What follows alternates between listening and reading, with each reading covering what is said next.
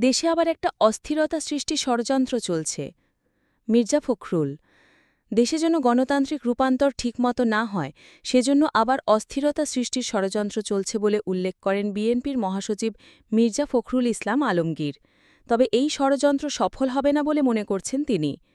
বিএনপির মহাসচিব বলেন, যতদিন বাংলাদেশ জাতীয়তাবাদী দল, যুবদল, ছাত্রদল টিকে থাকবে ততদিন এই দেশে এই গণতন্ত্রকে ধ্বংস করার কোনো শক্তি কেউই হতে পারবে না। আজ সোমবার বিকেলে রাজধানীর ইঞ্জিনিয়ার্স ইনস্টিটিউশন চত্বরে এক অনুষ্ঠানে বিশেষ অতিথির বক্তব্যে মির্জা ফখরুল একথা বলেন। জুলাই-আগস্ট গণঅভ্যুত্থানের বর্ষপূর্তি উপলক্ষে ফ্যাসিবাদ বিরোধী আন্দোলন আর আমার না বলা কথা শীর্ষক অনুষ্ঠানের আয়োজন করে জাতীয়তাবাদী যুবদল। মির্জা ফখরুল বলেন, আজ একটা ষড়যন্ত্র চলছে যে দেশে আবার একটা অস্থিরতা সৃষ্টি করা হয়, দেশে একটা ষড়যন্ত্র তৈরি করা হয় যেন বাংলাদেশে গণতান্ত্রিক ট্রানজিশন ঠিকমতো না হয়।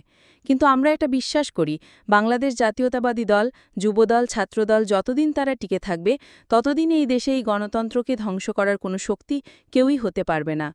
জুলাই গণঅভ্যুত্থানে নিহত যুবদলের নেতাকর্মীদের তথ্য তুলে ধরা হয়। পরে একটি থিম সং পরিবেশন করা হয়।